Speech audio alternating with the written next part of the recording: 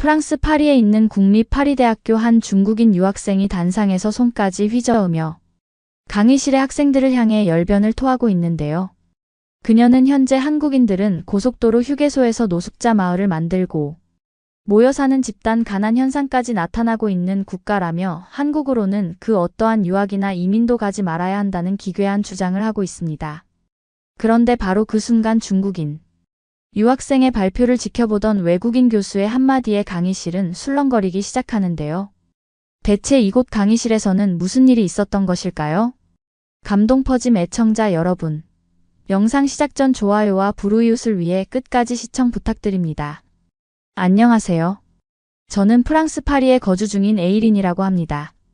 현재 파리 대학교에서 도시 디자인과를 전공 중인 저는 최근 다양한 나라들, 특히 아시아 지역의 나라들을 경험하며 그 나라들이 가지고 있는 뛰어난 도시 디자인이나 미학을 공부하며 여러 지식을 쌓고 있는데요. 그 중에서도 특히 한국은 중국이나 일본과는 완전히 차원이 다른 수준의 도시 인프라와 생활 방식을 보이고 있었고, 그 중에서도 한국에서만 경험할 수 있는 뛰어난 고속도로 휴게소는 그 존재 자체만으로 놀라울 정도였습니다. 그도 그럴 것이 한국의 고속도로 휴게소는 단순한 휴게소의 시스템을 뛰어넘어 사람들에게 먹거리와 휴식, 심지어는 숙박 시스템과 그 지역 명물을 전파하는 선순환 인프라마저 갖추고 있었고, 이러한 한국의 고속도로 휴게소 모습은 도시공학을 전공 중인 저에게 엄청난 영감 그 자체였거든요. 너무나 자연스럽게 저는 저희 졸업작품 논문 중심 주제로 한국을 선정해 의미 있는 도시공학 논문을 준비하기로 했고, 평소 한국을 잘 알고 있던 저희 교수님과 친구들에게도 의견을 구해 한국만의 선진국 도시공학 시스템을 조사하기 시작했습니다. 그런데 바로 얼마 전 저는 한국 그리고 중국과 관련하여 매우 이상한 사건을 겪고 말았는데요. 그날은 저희 교수님께서 아시아 지역 나라들 특히 한국의 선진국 인프라와 관련된 강의를 진행하는 날이었고, 너무나 자연스럽게 한국의 도시공학에 대한 극찬으로 강의가 시작되었습니다. 교수님께서는 최근 저와 관련하여 이야기를 많이 나누었던 탓인지 한국의 고속도로 휴게소 시스템이 한국이 추구하고 발전시키고 있는 새로운 형태의 복합도시 인프라 시설을 보여주는 신개념 인프라라며 한국이 인접 나라들인 중국과 일본과는 차원이 다른 나라라고 했고, 많은 강의생들이 교수님의 발언에 동의하며 강의는 순조롭게 진행되어 가고 있었죠. 그런데 바로 그때였습니다. 교수님이 잠시 목을 가다듬기 위해 강의를 멈춘 순간 한 중국 학생이 자리에서 일어나 공동강당으로 뛰쳐나가더니 알 수 없는 말들을 쏟아냈기 때문인데요. 그녀는 다소 상기되고 화가 난 듯한 표정으로 한국의 고속도로 휴게소는 평균 임금이 떨어지는 한국인들이 집단을 구성해 노숙자 마을을 만들어 지내는 배드타운 시설이라는 주장과 함께 한국 정부의 속이기 전략으로 지금은 외부 인원들에게 고속도로 휴게소라는 시설로 알려져 있다는 폭로 발언을 내뱉었죠. 저는 너무 놀라 교수님을 쳐다봤지만 교수님께서는 오히려 자리에 앉으시더니 지금부터 모든 상황을 녹화할 테니 중국인 학생에게 자유발언 시간을 주겠다고 했고, 중국인 학생은 더욱 신이 나서 한국에 대한 맹목적인 비하 발언을 이어나가더군요. 하지만 그녀의 발언이 이어질수록 강의실의 학생들은 서로를 쳐다보며 저게 중국인들의 진짜 지식 수준이냐 는 웅성거림으로 바뀌기 시작했습니다. 한국은 솔직히 고속도로 휴게소조차 필요 없는 가난한 나라입니다. 교수님도 그 사실을 알고 있지 않나요? 심지어 오늘의 강의는 아시아 주요 지역 나라들의 도시공학 장점을 나열하고 롤모델 국가를 정하는 강의인데 그게 한국이라니 믿어지지가 않습니다. 물론 여기 있는 학생들은 대부분의 경우 한국의 고속도로 휴게소가 숙식과 휴식, 그리고 식사까지 가능한 복합 멀티플렉스 시설이라고 지식을 주입받았겠죠. 하지만 우리 한번 상식적으로 생각해 봅시다. 고속도로 휴게소는 자동차를 타고 다니는 사람들에게 휴식을 주는 시설인데, 지금 한국은 자동차를 보유하고 있는 사람들이 거주민들의 비율 중 약 3%밖에 되지 않아요. 실제로 한국을 한번 가보면 이 놀라운 진실을 바로 알 수 있습니다. 자동차를 타려면 돈이 있어야 되는데 지금 한국인들은 그만큼의 월급을 받지 못하는 나라에서 살고 있거든요. 만약 교수님께서 중국의 고속도로 휴게소를 극찬했더라면 제가 반론을 제시하지는 않았을 것입니다. 그런데 지금 현재 전 세계에서 가장 가난한 나라를 지목하며 그들의 도시 시스템을 극찬하다니. 당신은 정말 이 대학교의 교수님이 맞나요? 또한 한국의 추악한 진실은 여기서 끝나지 않습니다. 대부분의 한국을 잘 모르는 학생들이 아마 한국의 고속도로, 휴게소가 휴게소 그 자체만의 기능을 하고 있다고 생각하고 있겠죠. 하지만 진실은 그것이 아닙니다. 놀랍게도 한국에서 설립하고 운영하고 있는 고속도로 휴게소들은 대부분의 경우 인근 지역 노숙자들을 한 장소로 끌어모아 그들이 사회적으로 모습을 비추지 못하게 통제를 하는 마치 감옥과 같은 용도의 장소입니다. 외국인들이 한국을 방문한다고 하더라도 고속도로 휴게소는 실제 고속도로를 오래 타야만 이용이 가능하니 더욱 접근하기 힘들고, 한국 정부는 바로 이 점을 노려 한국의 이미지를 깎아버리고 가난한 진실을 알릴 가능성이 높은 대규모의 노숙자들을 고속도로 휴게소라는 특정 장소에 몰아넣은 것이죠. 그래서 실제로 한국의 휴게소에서 새벽까지 있어보면 노숙자들이 단체로 몰려 나와 뒤늦게서야 야행성 활동을 하는 모습을 볼 수 있습니다. 즉 지금 한국에서의 고속도로 휴게소는 노숙자 도시나 다름없다는 사실이죠. 어떤가요? 이런 한국의 가난한 진실을 알고 있던 사람들이 있었나요? 이건 한국에 조금이나마 관심 있는 중국인들이라면 모두가 알고 있는 사실입니다. 저희 중국인들은 오래전부터 중국을 카피하고 따라하는 한국을 참교육하기 위해 이러한 한국의 추악한 진실을 알려왔지만 현재 대부분의 외국인들은 한국 정부의 알량한 선동에 세뇌되고 말았죠. 심지어 외국의 몇몇 TV 프로그램들은 한국의 휴게소를 그들의 먹거리와 휴식시설이 너무나 최첨단 시설이라며 노숙자 배드타운이라는 사실은 전혀 모른 채 한국의 휴게소를 홍보하고 있습니다. 그런데 교수님께서도 지금 이와 완전히 동일한 이상한 강의를 진행하고 계시죠. 하지만 여기 이곳 학생들은 지금이라도 한국 고속도로 휴게소의 진실을 알았으니 한국이 아닌 중국으로 오시면 됩니다.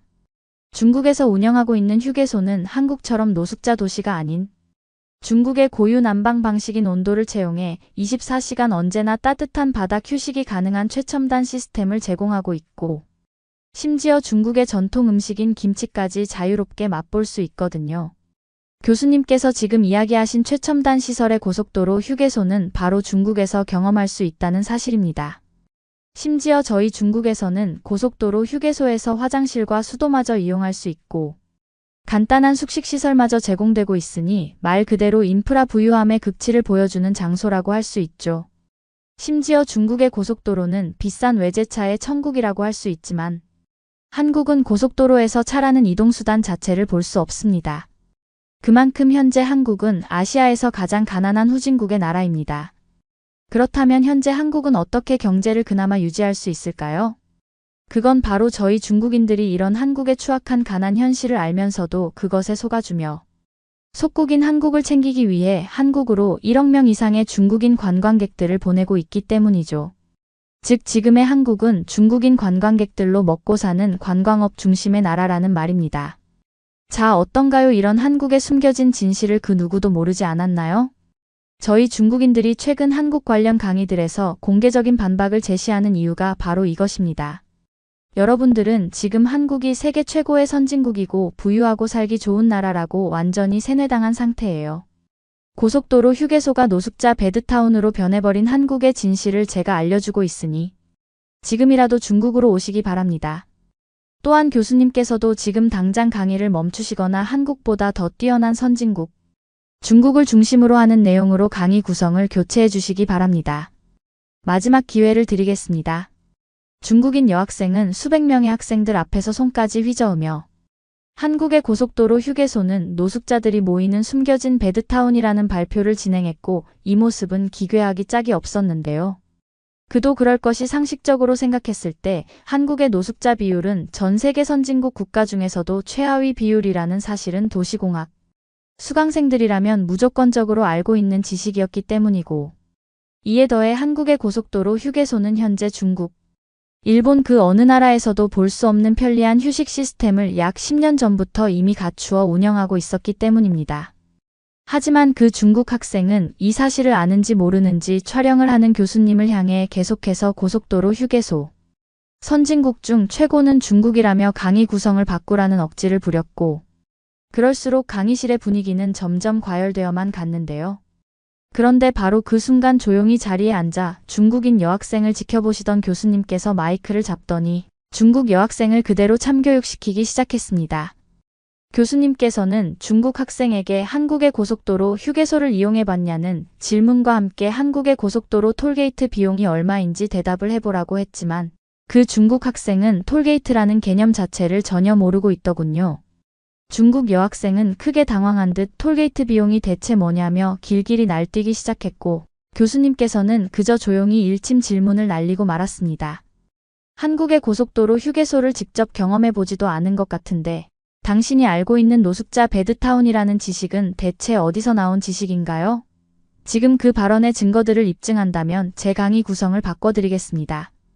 하지만 만약 그게 아니라면 당신은 지금 여기서 곧바로 쫓겨날 거예요. 교수님께서는 조용하고 낮은 목소리로 중국인 학생에게 한국의 고속도로 휴게소에서 어떤 음식을 파는지 화장실은 있는지 질문을 하셨고 중국 학생은 이 질문들에도 제대로 된 대답을 하지 못해 자신이 한국의 고속도로 휴게소를 경험하지 못하고 거짓 정보를 글로만 습득했다는 사실이 밝혀지고 말았죠. 그리고 이어진 교수님의 참교육 발언에 중국 여학생은 얼굴이 빨개지며 부들부들 떨기 시작했는데요. 요즘 이런 중국 학생들이 정말 많이 보이네요. 하지만 방금 중국인 학생의 발언은 제가 직접 녹화를 해서 저희 학교 사이트에 이미 게시한 상태입니다. 당신의 방금 발언들은 한국을 모욕했을 뿐만 아니라 잘못된 정보를 마치 사실인 양이 곧 수많은 파리 대학 학생들에게 제공했기 때문이죠. 특히나 당신이 계속해서 주장하는 한국의 고속도로 휴게소가 노숙자들의 베드타운이라는 주장은 들으면서도 상당히 어이가 없었습니다.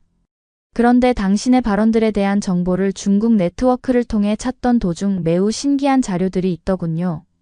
그건 바로 당신이 주장한 고속도로 휴게소 베드타운이 바로 중국에 존재하고 있었다는 사실입니다. 방금 학생은 제 질문에 대답을 하지 못했죠. 아마 학생은 단 한 번도 한국의 고속도로 휴게소를 경험하지 못했을 것입니다. 그렇다면 자연스럽게 중국에서 겪은 고속도로 휴게소 경험을 바탕으로 한국을 깎아내릴 수밖에 없었겠죠.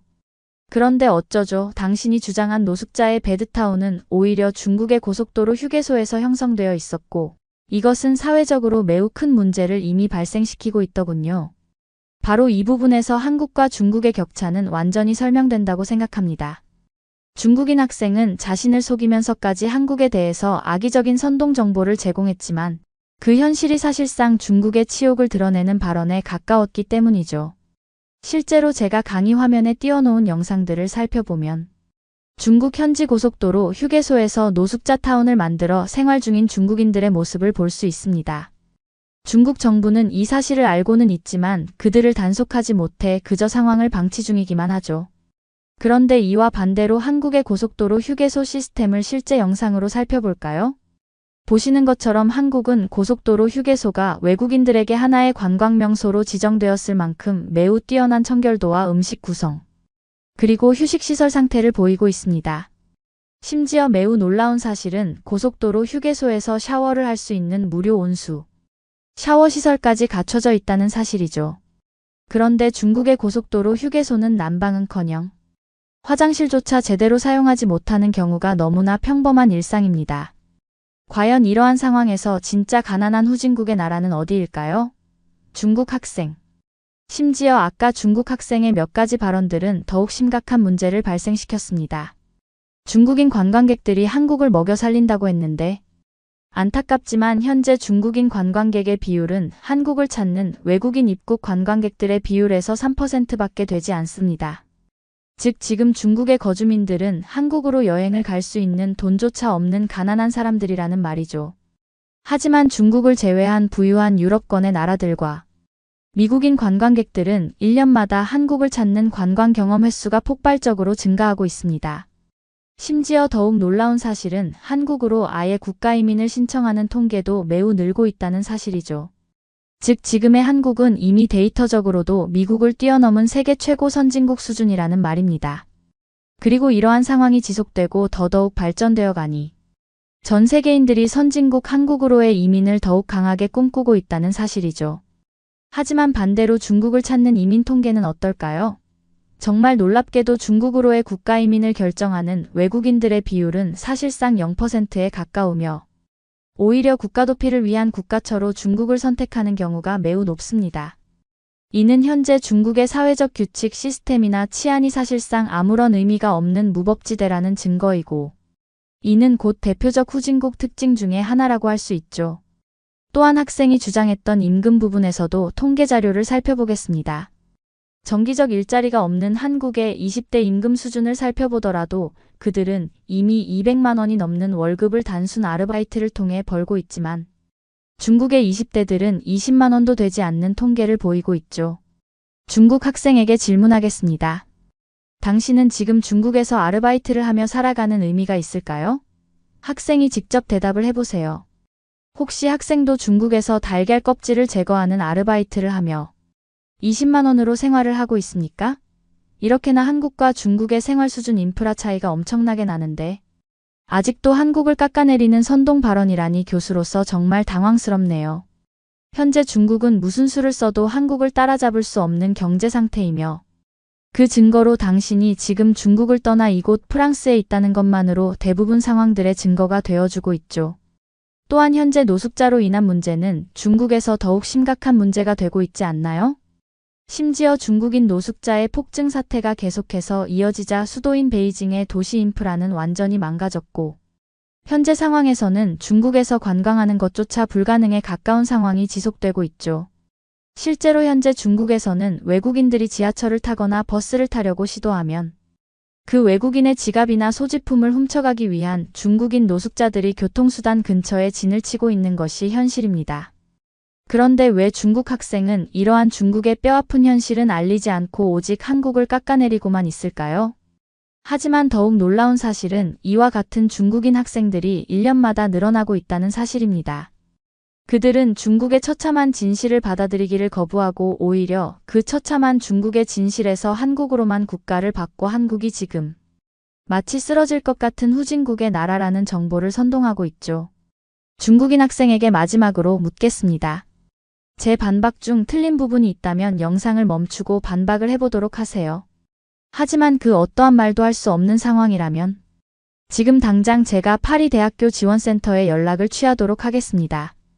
당신과 같은 쓰레기 중국인 학생에게 제 강의를 전달할 이유는 없으니까 말이죠. 교수님께서는 한국의 고속도로 휴게소가 얼마나 대단한 관광장소인지 그 진실을 볼 수 있는 영상 공개와 함께 중국 학생에게 일침 질문들을 가하셨고 교수님의 발언이 끝나기 무섭게 중국인 학생은 이건 전부 거짓이라는 헛소리만을 내뱉으며 그저 몸을 떨기만 하더군요. 하지만 이미 강의실에 수많은 학생들은 중국 학생들의 선동에 치가 떨리는지 또다시 중국인 학생의 선동 발언이냐며 야유를 보냈고 이것은 매우 지극히 정상적인 수업 방향이라고 볼 수 있었습니다. 실제로 최근 저희 학교만 하더라도 중국 유학생이 갑작스럽게 증가했을 뿐만 아니라 이들 모두가 한국과 관련된 강의들만 신청했다는 사실은 현재 중국의 국가적인 한국 선동 작전이 얼마나 심각하고 중요하게 생각하는지 알 수 있을 정도였거든요. 교수님께서는 중국인 학생에게 논리적으로 더 할 말이 없으면 지금 당장 강의실을 나가라고 했고 만약 5분 내로 나가지 않는다면 학교 지원 경호원들을 호출하겠다며 강한 일가를 또다시 가하셨습니다. 하지만 그렇게 상황이 종료되려던 순간 저는 두 눈을 의심할 수밖에 없었는데요. 최초 공개 발언 자리에서 기괴한 발언을 내뱉은 중국인 학생이 아닌 강의실에 있던 또 다른 중국 학생이 이번에는 한국인들이 최근 중국의 도로에서 생리현상을 해결하는 문제가 매우 심각하다며 현재 큰 이슈가 되고 있는 중국인들의 야외 화장실 이용 사진들은 중국인이 아닌 전부 한국인들이라는 기괴한 주장을 다시 한번 내뱉고 나섰는데요. 그도 그럴 것이 최근 인터넷 커뮤니티에서도 큰 이슈가 됐던 것이 바로 몰상식한 중국인들이 다른 나라의 길거리나 도로들에서 아무렇지 않게 바지를 내리고 생리현상을 해결하는 문제의 사진들이었는데 그 중국 학생은 이러한 중국인들의 사진들이 전부 한국인이라는 주장을 했기 때문입니다. 하지만 그 사진들은 누가 보더라도 중국인이 틀림없는 사진들이었던 것은 물론 저희 학교에서도 이미 20번이 넘게 중국 유학생들이 대학 공원에서 바지를 벗고 생리현상을 해결하는 문제가 있었기에 그 중국인 학생의 주장은 터무니없는 선동 주장에 불과했죠. 심지어 중국인 학생은 뭐가 그렇게 화가 나는지 목소리까지 씩씩거리며 세계에서 제일 부유하고 지식 수준이 높은 선진국 시민 중국인들이 야외에서 생리현상을 해결할 이유가 있겠냐면서 이건 한국인들의 계략이라고 했고, 이에 더해 바로 직전까지 일가를 가하던 교수님에게 한국 정부에게 돈을 받고 이딴 강의를 진행하는 것이냐며 충격적인 질문을 던지고 말았습니다. 중국 학생의 선을 넘는 발언의 강의실에는 순간적으로 정적이 흘렀지만 교수님께서는 오히려 온화한 표정을 지으며 그 중국인 학생의 발언들을 다시금 하나하나 참교육하기 시작했는데요. 왜 자꾸 한국에 대한 근거 없는 비난을 이어나갈까요? 중국 학생들은 그 행동의 이유와 목적이 무엇입니까? 나름 중국에서 지식인이라는 젊은 학생들도 이러한 발언을 맹목적으로 맹신하고 일삼는 것을 보니 아마 중국이라는 나라의 구군도 여기까지인 것 같네요. 중국 학생은 혹시 다양한 유럽권의 나라들에서 중국인들은 길거리에서 생리현상을 해결하지 말라는 표지판을 단 한 번도 보지 못했나요? 저희 학교만 하더라도 최근 약 1년 동안 중국인 유학생들이 대학교 공원을 자신들의 생리현상 장소로 지정해 큰 소동이 있었습니다. 하지만 놀랍게도 해당 학생들을 하나하나 조사한 결과 한국인 학생들은 단 한 명도 없고 전부 중국인이었죠. 이건 따지고 보면 상식적인 시민의식을 가진 사람들이라면 절대 하지 않을 행동입니다. 그리고 현재 한국은 시민의식 부문 점수에서 제일 높은 순위인 1위를 지키고 있는 나라예요.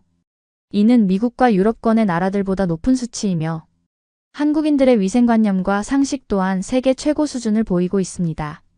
하지만 중국은 이와 반대로 최하위를 기록하고 있어요. 그들은 아프리카 사람들 이하의 쓰레기 같은 위생관념, 그리고 저급한 시민의식을 가지고 있고 이것은 꽤 충격적입니다. 특히나 현재 유럽권의 몇몇 공항들에서는 공항을 마음대로 자신의 화장실처럼 이용하는 중국인 관광객들을 잡기 위해 특수경까지 투입하며 공항 분위기를 지켜내고 있죠. 그런데 이러한 상황이 지속되고 있음에도 당신은 또다시 모든 증거를 한국인에게 뒤집어 씌우며 한국 탓을 하고 있네요. 중국인 학생들은 부끄러움이 없는 학생들 같습니다. 모든 사람들이 야외에서 생리현상을 해결하는 국민들은 중국인이라는 사실을 알고 있음에도 뻔뻔하게 목에 힘줄까지 세우며 그것은 중국인으로 위장한 한국인들이라며 치욕스러운 모습을 보이고 있기 때문이죠. 당신들은 한국이라는 나라에 의존하지 못하면 살아나가지 못하는 사람들입니까? 삼성전자와 SK하이닉스가 존재하는 한국은 거의 모든 디지털 산업 분야에서 현재 최고 순위를 달리고 있고 이러한 부유함으로 한국인들의 삶의 퀄리티도 다른 나라와는 이미 비교되지 않는 수준입니다. 당신들은 당신들처럼 야외에서 생리현상을 해결할 이유가 없어요. 왜냐하면 한국에서는 따뜻한 온수가 나오는 공중화장실이 너무나 당연하게 길거리 여기저기 있을 뿐 아니라 화장실 내부에서도 고급 티슈와 물비누를 24시간 언제 어느 때나 사용할 수 있기 때문이죠. 이게 정말 별것 아니라고 생각할 수 있으나 그건 한국인들의 입장에서이고 외국인들의 시야에서는 이러한 한국인들의 공중화장실 자체가 국가적 부유함의 표준으로 통하고 있습니다. 전 세계 그 어떤 나라를 가보더라도 화장실에 물품들을 훔쳐가지 않는 나라는 오직 한국밖에 없어요. 이미 이러한 사회적인 현상만으로도 한국이 왜 중국과는 궤를 달리하는 시민의식을 가진 국가인지 알 수 있지 않을까요? 아마도 중국은 10년 내로 갈기갈기 찢겨나갈 것이고 더 이상은 지금과 같은 국가적 영향력을 행사할 수 없을 것입니다. 당신들은 한국인들이 고속도로 휴게소에서 온수를 사용하며 편안한 휴식을 취하는 선진국의 평범한 일상을 보낼 때 월급 20만 원을 받는 터널 같은 제조업에서 평생을 살아갈 수밖에 없는 가난한 인생이니까 말이죠. 구독과 좋아요 부탁드리며 사연자분께 전해드릴 댓글도 남겨주시면 전달해드리겠습니다. 그러면 더욱 감동적인 다음 사연으로 넘어가겠습니다. 한국인들은 뭔가 우리랑 다른 느낌이야. 아시아에서 가장 뭔가 이상해. DNA도 다른 것 같아. 여기 한 일본의 공항에서 한국인에 대한 이야기를 하고 있습니다. 모두 한국인에 대한 특이한 경험이 있었기 때문이라는데요. 과연 어떤 사연이었을까요? 오늘의 사연은 일본인 승무원 리사 씨의 사연입니다. 안녕하세요. 저는 일본에서 한국인이 가장 많이 방문하는 후쿠오카 공항에서 지상직 직원으로 일하고 있는 리사라고 합니다. 한국인에 대한 특이한 사연이 있어서 이 이야기를 적게 되었어요. 진짜 얼마 전에 생긴 일이었어요. 그날따라 우리 일본의 기상 조건이 너무 안 좋았어요. 승객들이 비행기에 탈 때까지만 해도 무사히 출발할 수 있을 거라고 생각했는데요. 보딩을 마치고 기다리고 있는데 갑자기 비가 미친 듯이 내리는 거예요. 저는 지상직 직원이었으니까 제발 비행 취소가 되지만 않기를 바라고 있었는데요. 비행 취소가 되면 아주 피곤해지거든요. 비행기가 도저히 출발할 수 있는 상태가 아니었어요. 일단 처음에는 비행이 미뤄졌어요. 처음에는 1시간으로 예상이 떴는데 3시간이 미뤄진다고 예상이 뜨니까 제가 또 할 일이 생기게 되었죠. 일단 비행기에 타고 있는 승객들을 다시 탑승구로 나오게 해야 했어요. 이때부터 제 긴장이 시작되었어요. 일단 자기 일정이 망가지는 걸 대부분의 사람들은 싫어하는 편이긴 한데요. 유독 심한 승객들이 있어요. 특히 중국 승객들은 영어로 말하는 것도 아니고 중국어로 미친 듯이 욕을 하거든요. 일을 하다 보면 정말 중국인들에 대한 편견이 생길 수밖에 없어요. 최대한 안 가지려고 하지만요. 그런데 만약에 정말 불만이거나 어떤 대책을 바라면 중국어로 욕을 할 게 아니라 영어로 정중하게 요청을 할 거예요. 중국어로 화가 나서 하는 말들은 솔직히 말하면 자기 화풀이라고밖에 해석이 안 돼요. 저는 지상직이라서 비행기를 탈 일은 없는 거는 다들 아실 텐데요. 비행기에 타서도 똑같다고 하더라고요. 다른 직원들 얘기를 들어보면 말이에요. 기내에서 잠시 기다려달라는 지시를 지키지 않고 난동을 피운 중국인이나 술에 취해 한국이 싫다고 공항에서 난동을 피운 중국인 등등 한두 가지가 아니었거든요. 동료들이 일부러 긴장하고 이상한 사건들만 이야기하고 좀 과장하는 거겠지 싶었지만 들으면 들을수록 긴장하게 되는 건 어쩔 수 없더라고요. 서양 사람들은 동양인 얼굴을 보면 알아보질 못한다는데 그거 아시죠? 한국인, 중국인, 일본인끼리는 얼굴만 봐도 다 알아보는 거요. 그래서 저는 얼굴을 보고 이제 긴장해야 하는 사람인지 괜찮은 사람인지 다 알고 있어요. 저도 이런 생각을 하는 제가 싫어서 최대한 편견을 안 가지려고 하는데요. 직장 생활이 그렇잖아요. 겉으로는 티를 안 내려고 노력하고 있답니다. 다른 지상직 직원들도 가장 선호하는 나라가 한국인데 무엇보다 굉장히 친절하고 동양인들 중 외모가 출중하고 신체 조건이 좋다고 했습니다. 특히 남자들은 어깨도 딱 벌어지고 얼굴도 체구도 컸어요. 우리 일본인에 비하면 체구가 아주 컸었죠. 그러고 보니 아까 보딩을 할 때도 그렇고 제가 뭘 할지 이미 다 알고 있는 사람 같았어요. 번잡한 이 국제공항에서 항공사 지상직 직원으로 근무하면서 전 세계에서 온 수많은 승객들의 다양한 행동을 항상 예리하게 관찰해 왔는데요. 하지만 특히 탑승 시간 준수에 있어서는 흠잡을 데 없이 시간을 잘 지키는 것으로 유명한 한국인 승객들이 항상 저의 감탄을 자아냈습니다. 한국인의 시간 엄수에 대한 저희 매혹은 바쁜 월요일 아침부터 시작되었습니다. 공항은 여행객들로 붐비고 있었고 출국장과 입국장이 늘 그렇듯 혼잡한 분위기였습니다. 그 와중에 한 무리의 한국인 승객이 눈에 띄었습니다. 그들은 독특한 패션 감각이나 구수한 한국말 톤 때문만이 아니라 놀라운 시간 관리 능력으로 눈에 띄었습니다. 제 경험상 탑승 시간은 종종 막판에 서두르는 승객과 놓친 승객을 찾는 정신없는 전화가 뒤섞인 교향곡과도 같았습니다. 하지만 한국인들은 그렇지 않았습니다. 한국인들은 항상 미리 와 있었어요. 그리고 탑승이 시작되면 먼저 줄을 서줘서 고마웠어요. 다들 1초도 늦지 않게 탑승구에 도착했습니다. 마치 비행 스케줄에 완벽하게 맞춰진 내부 시계가 있는 것 같았습니다. 한 가지 사건이 생생하게 기억납니다. 서울행 항공편이 늦은 저녁 출발로 예정되어 있었는데 이 시간은 보통 공항이 한산한 시간대입니다. 그날 저녁 갑작스러운 시스템 오류로 인해 탑승 수속이 선연되었고 대기실은 순식간에 조바심과 불만이 가득한 공간으로 변했습니다. 처음에는 1시간이 연착이 됐어요. 그런데 재미있는 점이 있었어요. 연착이 됐다는 얘기가 들리자마자 비행기에서 나온 사람들을 봤는데 한국인들이 제일 먼저 나왔어요. 심지어 옆에 캐리어를 다 끌고요. 캐리어가 거의 키링인 줄 알았어요. 우르르 나오는 모습들이 귀여웠어요. 그 뒤로는 저를 절망적이게 만든 방송이 있었어요. 오늘 비행기가 뜨지 못한다는 얘기였죠. 저는 그때부터 마음이 급해졌어요. 연착이 1시간에서 무기한 대기로 길어지자 중국인 승객들은 화를 미친 듯이 내기 시작했어요. 한국인 승객들은 눈치를 보기 시작했고요. 저는 한국분들끼리 단체로 이의를 제기할까봐 엄청나게 긴장한 상태였습니다. 하지만 그런 게 아니었어요. 어디에서 쉴 수 있나 눈을 굴리는 거였어요. 저는 그때부터는 급해서 리사는 한국인들이 조용히 대화를 나누며 가끔씩 웃고 고국에서 가져온 간식을 나눠 먹는 모습을 발견했습니다. 한국 문화에 깊이 뿌리내린 이러한 음식 나눔 관행은 낯선 환경에서도 서로를 위로하고 공동체를 형성하는 방식입니다. 뭔가 요청하는 것도 굉장히 젠틀했고요. 어쨌든 저는 일을 하러 가야 해서 빠르게 결항된 비행기표 대신 빠르게 대체 항공편을 마련하러 가야 했어요. 빠르게 대체 항공편을 마련해 온 뒤에 승객별로 비행기표를 배부해야 했는데요. 문제가 생겼어요. 너무 다양한 나라의 언어로 되어 있어서 제가 영어를 읽는 게 좀 늦었나 봐요. 한국인 어른 남자분이 다가오시더니 한국 여권을 다 수거해 갔어요. 그리고 본인이 나눠주겠다고 했죠. 다양한 국적의 승객들에게 새 항공권을 신속하게 발권해야 했는데 여러 언어가 사용되기 때문에 이 작업은 더욱 복잡해졌습니다. 영어 해석에 다소 어려움을 겪고 있는 저로서는 벅찬 도전이었습니다. 이 혼란 속에서 저는 점점 더 좌절감과 무력감을 느꼈습니다.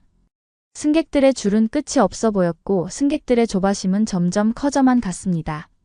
모든 승객이 올바르게 탑승할 수 있도록 티켓 하나하나를 신중하게 처리해야 했고 언어 장벽은 복잡성을 더했습니다. 막막함을 느낄 때쯤 예상치 못한 일이 벌어졌습니다. 키가 크고 침착한 한국인 남성이 제 책상 앞으로 다가왔습니다. 그는 긴장된 주변 분위기와는 대조적으로 차분한 분위기를 풍겼습니다. 그는 정중하게 인사를 건네며 분명하지만 악센트가 있는 영어로 자신을 소개했고 자신이 돕고 싶다고 설명했습니다. 그는 유창한 한국어로 줄을 선 승객들의 한국 여권을 모두 수거했습니다. 저는 그가 여권을 효율적으로 정리하고 제가 제공한 승객 명단과 상호 참조하는 모습을 놀랍게 지켜보았습니다. 그의 행동은 체계적이고 정확했으며 여권 하나하나를 존중하고 조심스럽게 다루었습니다. 제가 직원이 아니라 그분이 직원인 것 같았어요. 다른 승객들은 좌절감에서 호기심 그리고 감탄으로 바뀌는 표정으로 조용히 지켜보았습니다. 그 한국 남자의 솔선수범은 저에게 도움이 되었을 뿐만 아니라 상황의 질서와 평온함을 가져다 주었습니다. 그는 한국인 승객 한 명 한 명에게 표를 나눠주며 유창한 한국어로 변경사항을 설명했습니다.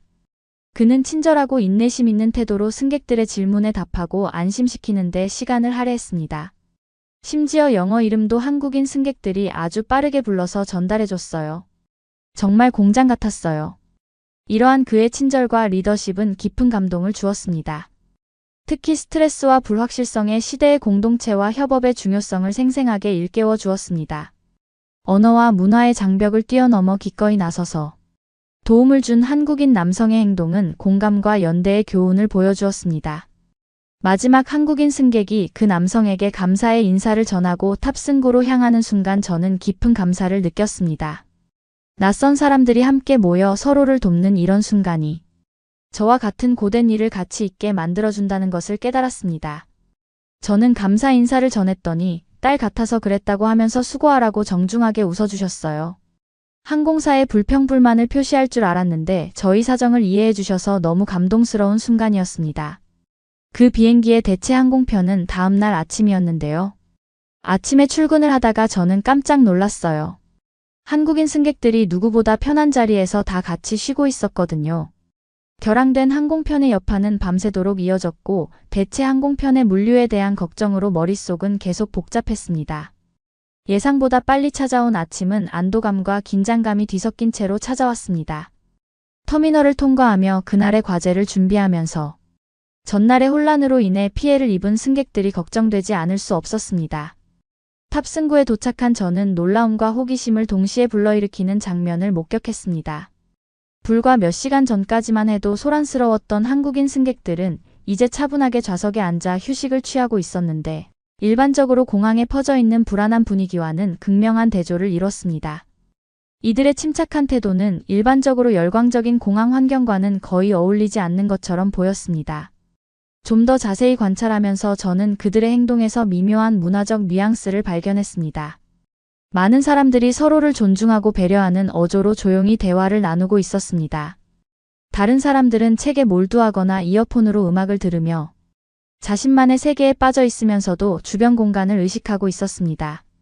심지어 어떤 사람들은 앞으로의 과정과 일정을 믿으며 졸고 있었습니다.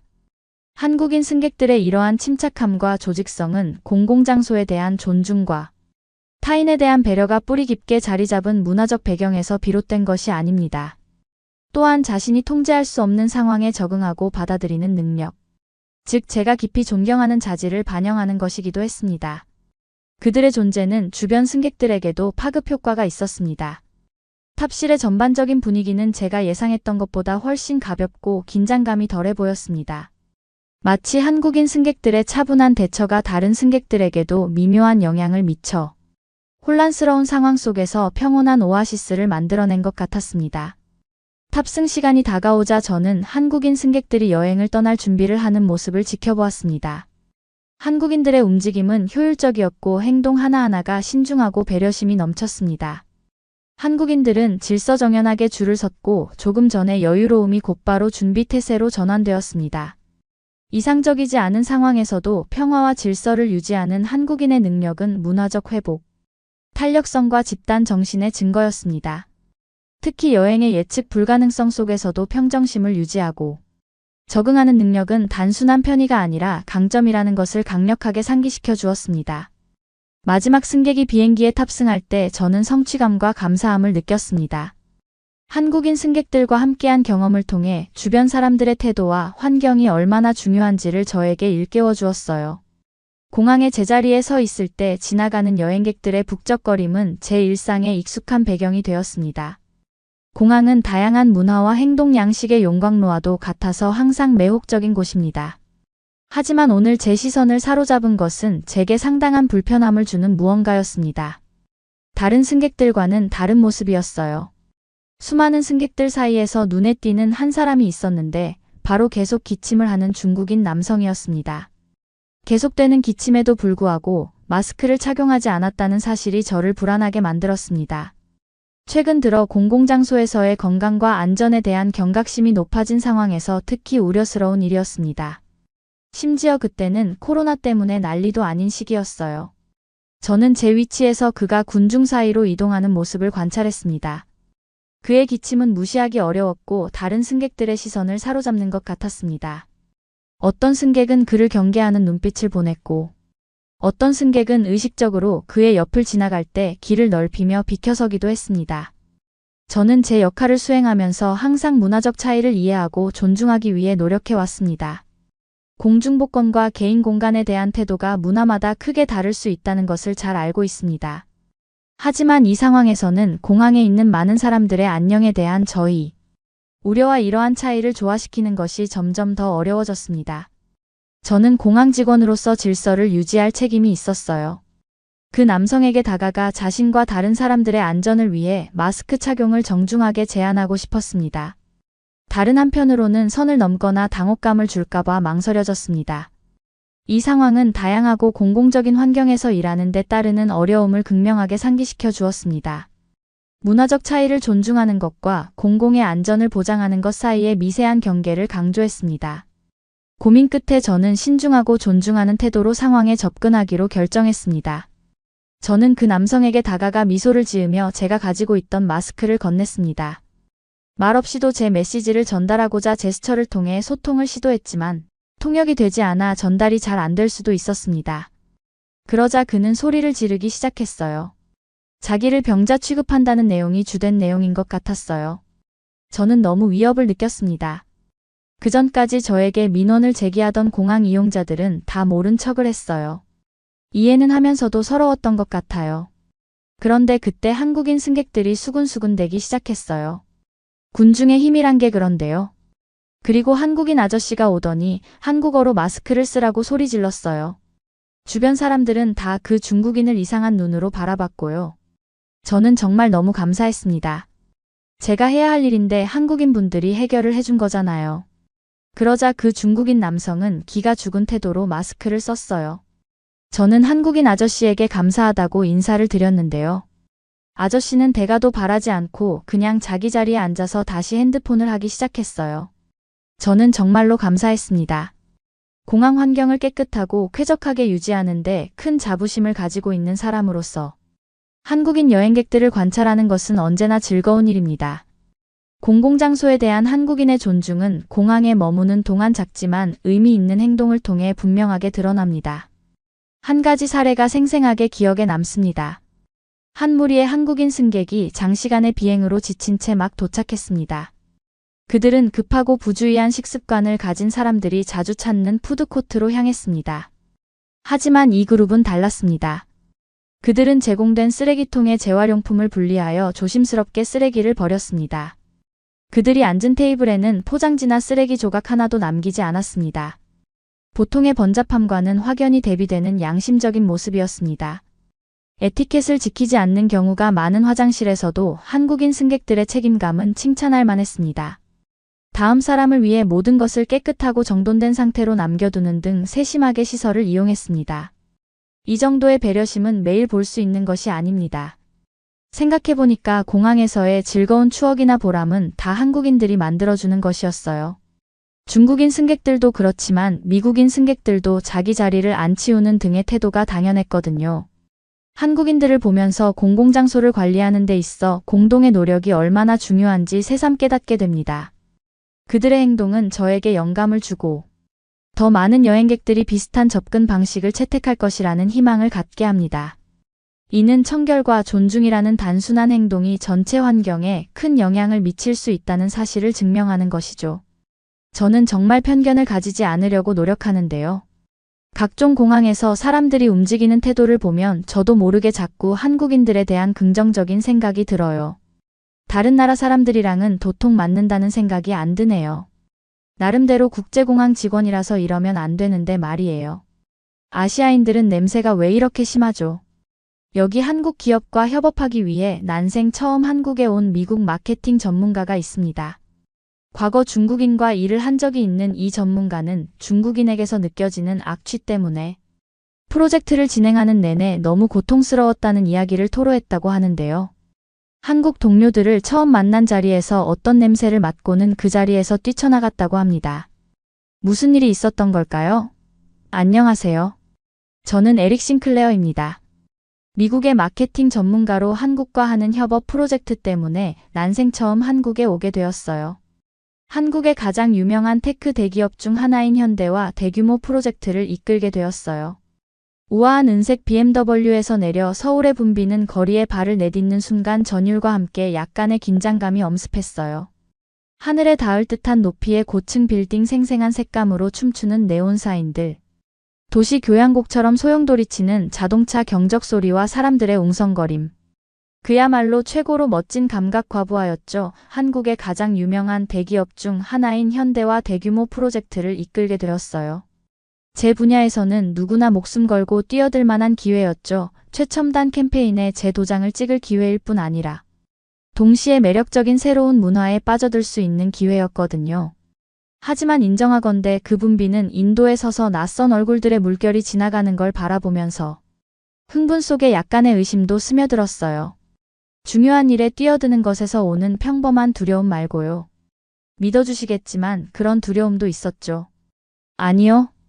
이건 더 깊고 불편한 무언가였어요.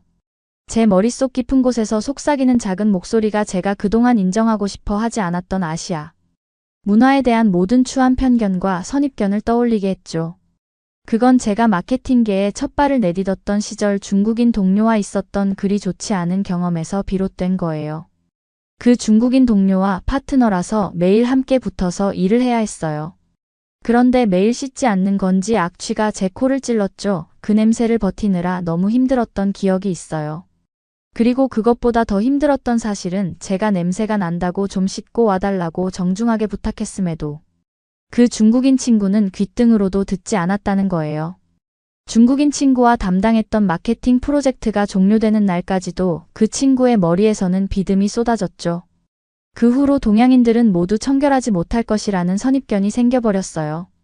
그 프로젝트에도 그리 적극적이지 않았고 실력이 뛰어났던 것도 아니었어요. 그리고 미국인인 제게 중국과 한국의 차이는 그리 크지 않다고 느껴졌습니다. 깊게 숨을 내쉬며 낯선 거리를 지나 호텔로 향하는 내내 마음을 가다듬으려 했어요. 여행 전에 한국에 대해 조사하면서 읽었던 놀라운 사실들을 계속 되새겼죠. 첨단 기술 분야에서 일어나고 있는 혁신들, 문화를 형성해온 깊고 풍부한 역사와 전통들, 사람들의 따뜻한 환대까지 비행기 안에서 봤던 한국 드라마들이 떠올랐어요. 아름다운 영상미에 놀라고 감동적인 스토리에 늘 마음이 울렁거렸죠. 감탄하고 음미할 것들이 너무나 많았어요. 그냥 제 마음을 열고 그 모든 것들을 받아들이기만 하면 됐죠. 물론 말은 쉽지만 행동은 어려운 법이에요. 하지만 근사한 호텔 로비에 발을 들여놓는 순간 매끈한 모던한 인테리어와 얼룩 하나 없는 대리석 바닥을 보면서 제 관점에 작은 변화가 일어나기 시작함을 느꼈어요. 그 공간은 낯설면서도 매력적인 에너지로 가득했죠. 능률성과 우아함의 완벽한 조화였어요. 직원들은 따뜻한 미소와 완벽한 예의로 저를 맞이했고 그들의 깔끔한 유니폼과 세련된 태도는 제가 품었던 지저분하고 비위생적인 이미지와는 거리가 멀었죠. 방에 들어서서 첨단 시설과 숨 막히게 아름다운 서울의 스카이라인 전망에 감탄하면서 예상치 못한 감정이 피어오르는 걸 느꼈어요. 존경심이었죠. 직관적인 객실 시스템부터 예술적으로 배치된 욕실용품에 이르기까지 모든 면에서 엿보이는 독창성과 섬세함에 대한 존경심 잠들지 않고 항상 노력하는 것 같은 활기차고 역동적인 에너지로 고동치는 도시에 대한 존경심. 전문성과 따스함을 완벽하게 겸비한 지금까지 만난 사람들에 대한 존경심까지요. 아래 반짝이는 도시의 불빛을 바라보며 저는 스스로에게 조용히 약속했어요. 아무리 불편하고 낯설게 느껴질지라도 열린 마음과 열린 정신으로 이 경험에 임하리라고 제 가정에 의문을 제기하고 새로운 관점을 모색하며 알 수 없는 것을 받아들이도록 저 자신에게 도전하리라고 무엇보다 저는 마케팅 컨설턴트로서 뿐만 아니라 한 인간으로서 최고의 모습이 되도록 노력할 것이에요. 쉽지 않으리라는 걸 알았지만 뭔가가 제게 말해주었어요. 만약 제가 그저 첫걸음을 내디딜 수만 있다면, 가능성에 마음을 열 수만 있다면 반대편에는 무언가 특별한 것이 저를 기다리고 있으리라고. 새로운 이해, 새로운 감사함, 세상과 그 속에 제자리를 바라보는 새로운 방식 말이에요. 그래서 깊게 숨을 내쉬고 가슴속에서 피어오르는 기대감을 안고 푹신한 침대에 몸을 뉘이면서 앞으로 다가올 모험에 대해 상상의 나래를 펼쳤어요. 음식, 패션, 첨단 기술 그 모든 것을 경험하고 싶었고 제 주변을 감싸고 있는 생동감 넘치는 매력적인 문화의 매 순간을 흡수하고 싶었죠. 하지만 그보다 더 중요한 건 사람들과 교감하고 그들에게서 배우며 그들의 눈을 통해 세상을 보는 것이었어요. 눈을 뜨자마자 어제의 흥분과 기대감이 다시 차올랐어요. 오늘은 제 한국에서의 첫 출근일이었죠. 현대 본사로 향하기 전 근사한 호텔 뷔페에서 맛있는 아침을 먹었어요. 낯선 음식들을 마주하며 약간 주춤했지만 그 맛에 완전히 매료되고 말았죠. 제 입맛을 사로잡은 김치찌개의 얼얼한 맛, 부드러운 계란찜과 바삭한 김, 한국 음식에 대한 사랑이 시작되는 순간이었어요. 택시를 타고 현대 본사로 향하는 동안 창밖으로 지나가는 서울 거리를 넋놓고 바라봤어요. 고층 빌딩 숲 사이로 고궁의 기와지붕이 빼꼼히 얼굴을 내밀고 푸른 공원이 도심 속 오아시스처럼 펼쳐지는 모습이 인상적이었죠. 전통과 현대가 공존하는 아름다운 도시라는 생각에 가슴이 설레었어요. 현대 본사에 도착해 회의실로 안내받았을 때 긴장감에 손에 살짝 땀이 났어요. 하지만 따뜻한 환영을 받으며 금세 긴장이 풀렸죠. 프로젝트 팀원들은 실력과 열정, 그리고 겸손함을 겸비한 분들이었어요. 중국 동료를 만났던 그 순간이 떠올라 긴장을 잔뜩 했던 저는 냄새가 날까봐 살짝 발을 뒷걸음질 쳤는데 냄새는 전혀 나지 않았어요. 오히려 한국인들은 외모가 정말 준수했어요. 외모를 꾸밀 줄 알고 깔끔하게 단정하게 다닐 줄 아는 사람이었죠. 우리는 첨단 전기차 광고 캠페인을 함께 기획하기 시작했고 서로의 아이디어를 존중하며 즐겁게 협업했죠. 그중 인상 깊었던 건 팀원 현진 씨였어요. 놀라운 창의성과 통찰력을 가진 분이었죠.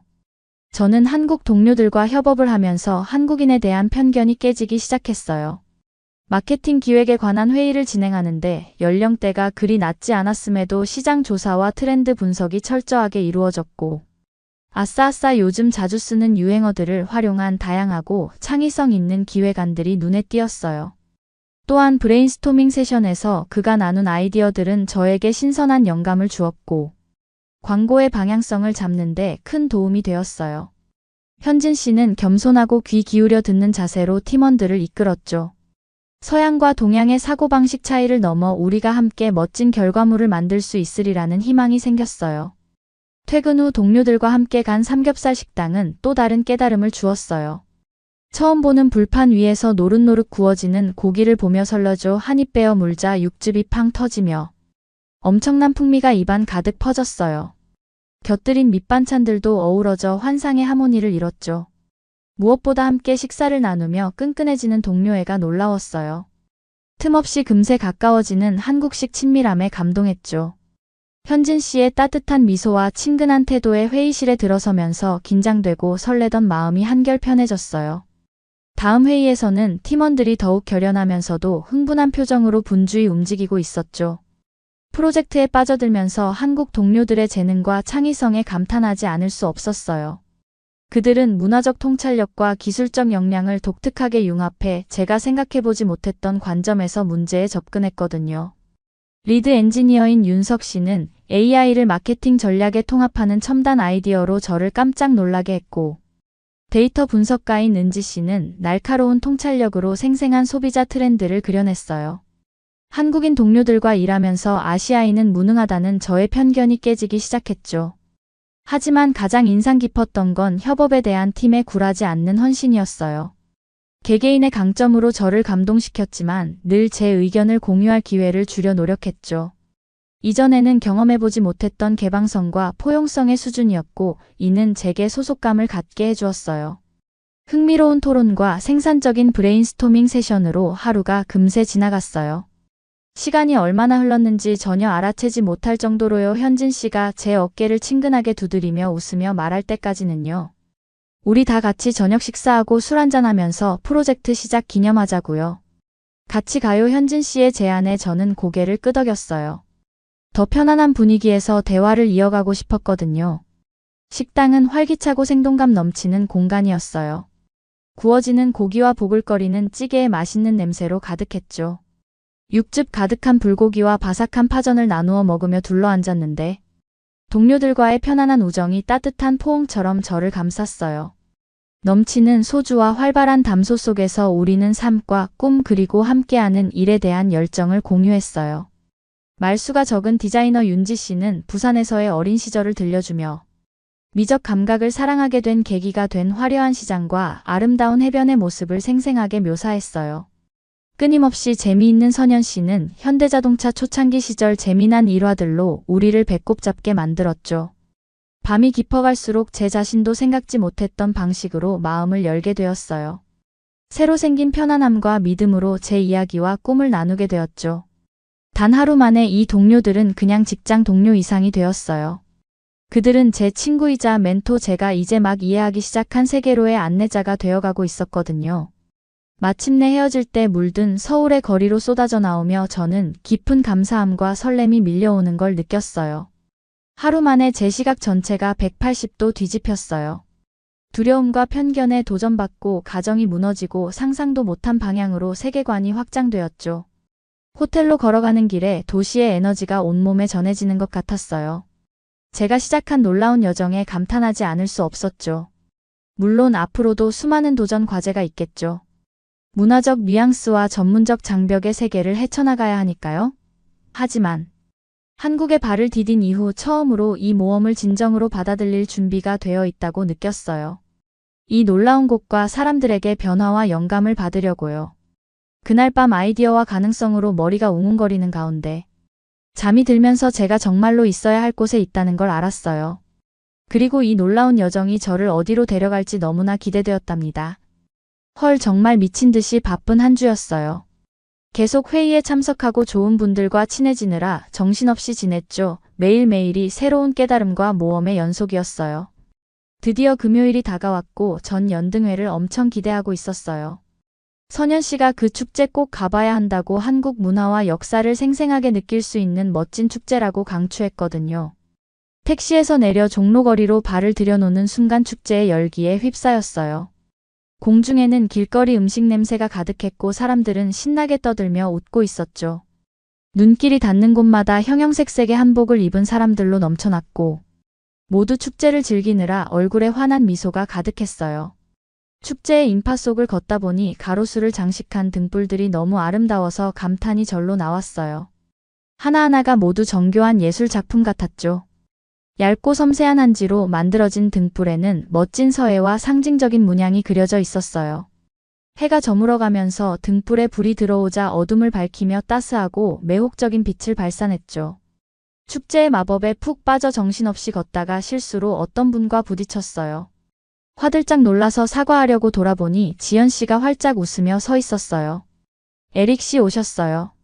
지연 씨가 환한 얼굴로 소리쳤어요. 화려한 색감의 전통 한복을 입은 모습이 밝고 명랑한 분위기와 딱 어울렸죠, 지연 씨. 이거 정말 끝내줘요. 전 주변을 둘러보며 감탄했어요. 이렇게까지 아름다울 줄은 상상도 못했어요. 그는 씩 웃으며 고개를 끄덕였어요. 숨이 턱 막히죠. 근데 공연 보시면 더 놀라실걸요. 그러더니 내 손을 잡고는 무대 근처 특등석으로 안내했어요. 우리가 자리를 잡자마자 첫 공연이 시작됐는데 정말 아름다웠어요.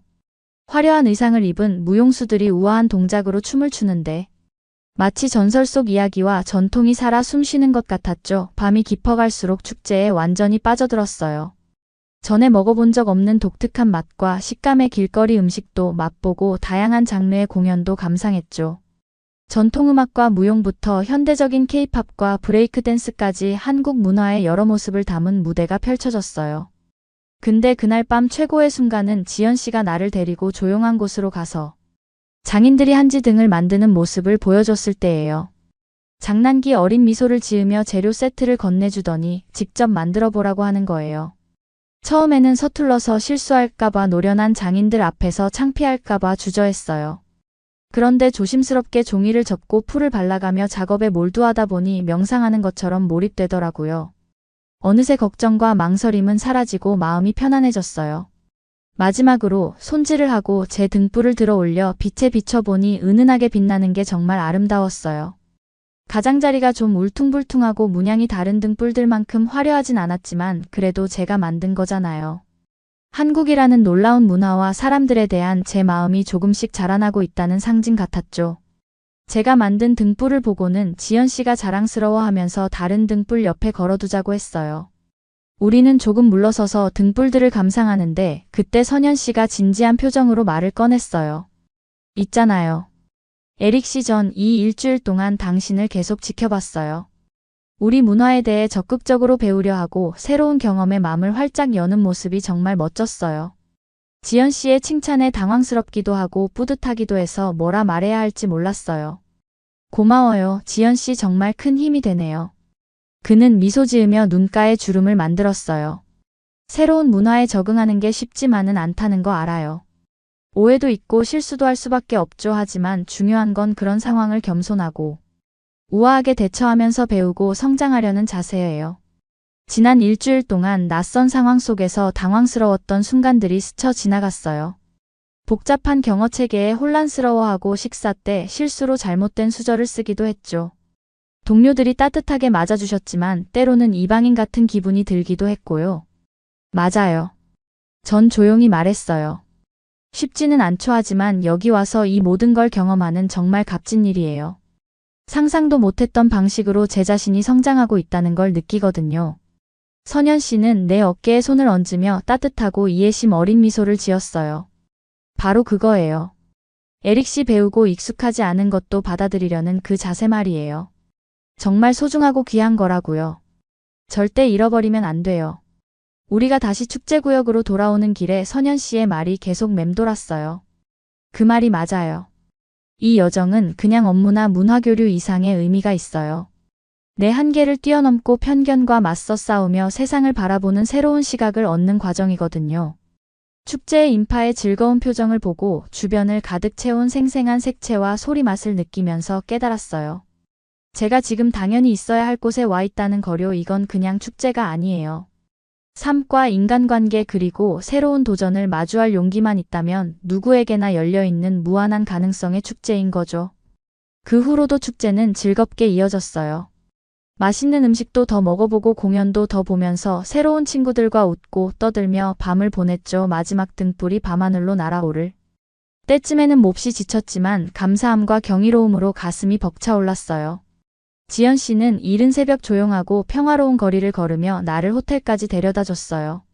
그 순간, 짧은 시간 동안 제 삶이 얼마나 많이 변했는지 새삼 깨달았어요. 일주일 전만 해도 한국에 왔을 때 두려움과 불안함으로 가득 차 있었고 편견과 자기의심으로 머릿속이 꽉 차 있었거든요. 그런데 지금 우리 위 별빛 가득한 하늘을 올려다보니 전에는 느껴보지 못했던 깨끗함과 목적의식이 들었어요. 앞으로의 여정이 순탄치만은 않을 거예요.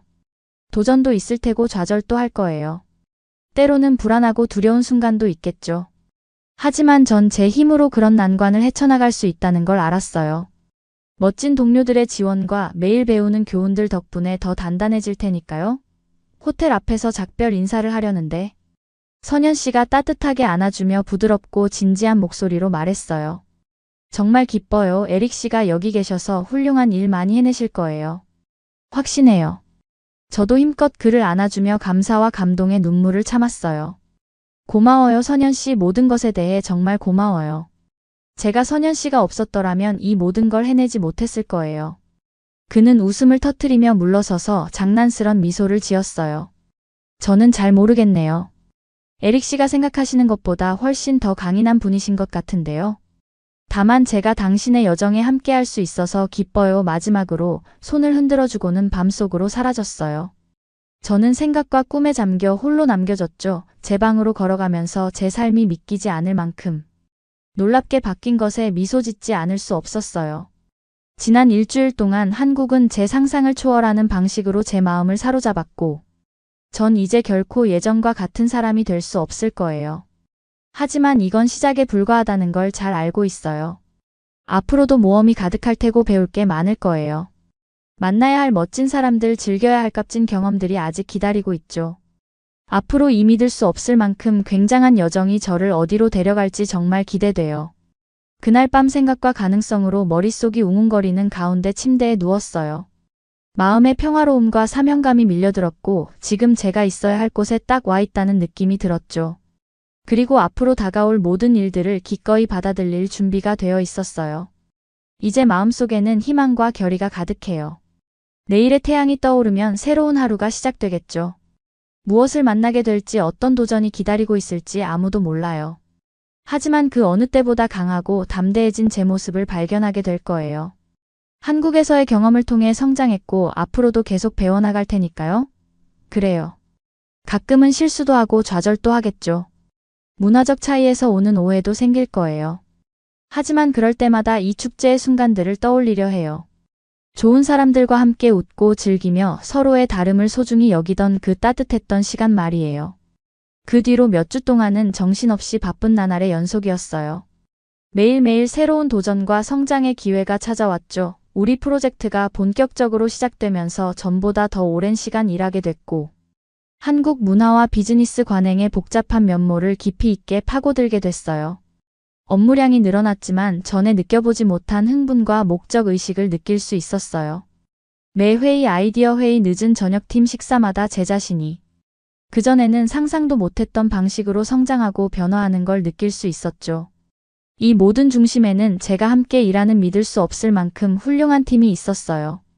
그들은 똑똑하고 열정적인 사람들이었을 뿐만 아니라 진정한 친구이자 멘토가 되어 주었죠. 지연 씨의 변함없는 지지와 조언부터 은지 씨의 날카로운 통찰력, 윤석 씨의 최첨단 아이디어에 이르기까지 팀원 모두가 독특하고 소중한 역량을 가져다 주었어요. 그들의 전문적인 역량도 인상 깊었지만 감명받은 건 협업에 대한 그들의 굳건한 헌신, 서로의 생각과 관점에 대한 깊은 존중, 함께 정말 대단한 걸 만들어내고자 하는 진실된 열망이었어요.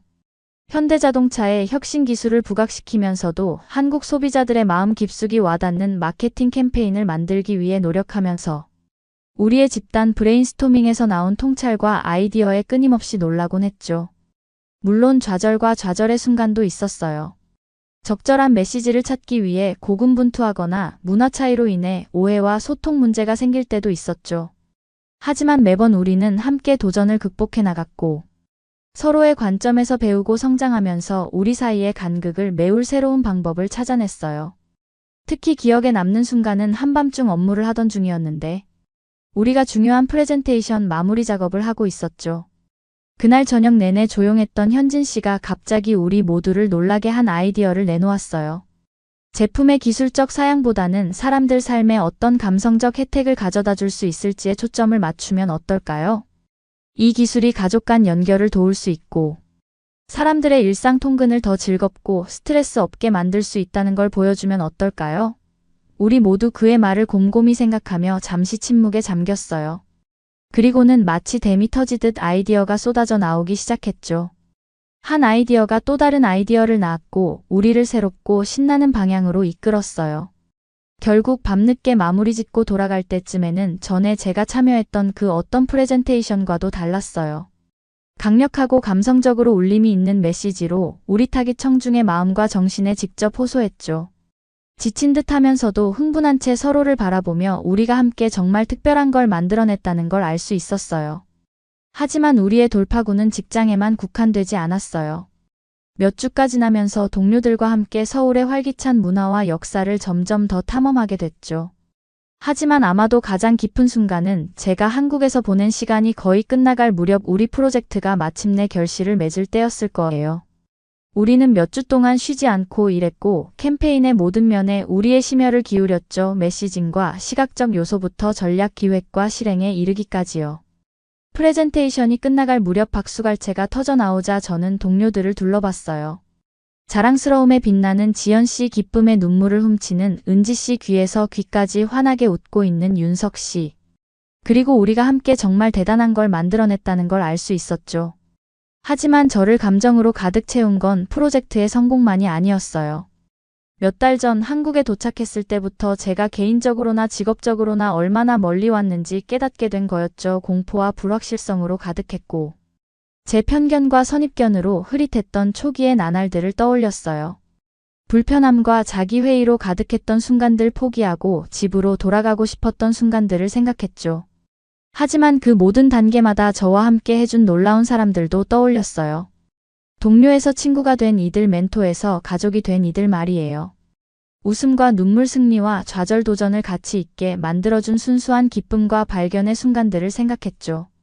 그리고 제 앞에 있는 웃는 얼굴들을 바라보며 감사함과 겸손함이 밀려오는 걸 느꼈어요. 왜냐하면 그 순간 제가 믿을 수 없을 만큼 소중한 선물을 받았다는 걸 알았거든요. 성장의 선물, 변화의 선물, 모든 장벽과 경계를 초월하는 진정한 인간적 교감의 선물 말이에요. 축하 행사가 끝나고 우리가 서울에 붐비는 거리로 나왔을 때 저는 이 순간까지 저를 이끌어준 놀라운 여정에 감탄하지 않을 수 없었어요. 불과 몇 달 만에 한국은 제가 상상할 수 없었던 방식으로 제 마음을 사로잡았고 저는 이 시간의 교훈과 경험을 영원히 간직할 것임을 알고 있었죠. 하지만 이 순간을 만끽하면서도 이건 제 여정의 끝이 아니라 시작일 뿐이라는 걸 알았어요. 왜냐하면 저는 이 놀라운 나라와 사람들의 마음속에서 앞으로 제 인생 내내 저를 인도해줄 목적과 열정을 발견했거든요. 그래서 반짝이는 도시 풍경을 바라보고 도시의 에너지가 온몸을 휘감는 걸 느끼면서 저는 제 자신과의 약속을 했어요. 계속 성장하고 계속 배우고 제가 될 수 있는 최고의 모습이 되기 위해 계속 노력하겠다고요. 왜냐하면 제가 한국에서 배운 게 있다면 진정한 성장과 변화는 우리 주변 세상에 우리 자신을 열어젖힐 때 낯선 것을 받아들이고 우리 자신의 가정에 도전하며 인간 경험의 놀라운 다양성과 풍요로움에 의해 변화될 수 있게 할 때 일어난다는 거였거든요. 그리고 저는 앞으로 다가올 일이 무엇이든 준비되어 있다는 걸 의심의 여지 없이 알고 있었어요. 왜냐하면 이 놀라운 나라와 사람들의 마음속에서 앞으로 맞닥뜨릴 어떤 도전이라도 헤쳐나갈 힘과 회복력을 찾았으니까요. 여러분은 어떻게 보셨나요? 응원과 격려의 한마디씩을 댓글로 남겨주시기 바랍니다. 사연자분들에게 전달해드리겠습니다. 실제 사연 제보를 받고 있습니다. 채택되신 분께는 작은 선물도 보내드리고 있습니다. 저희의 사연이 여러분의 하루에 작은 힘이 될 수 있었으면 좋겠습니다. 감동적인 사연을 주변 분들과 이야기 나눠보세요. 더욱더 좋은 영상으로 다시 찾아뵙겠습니다.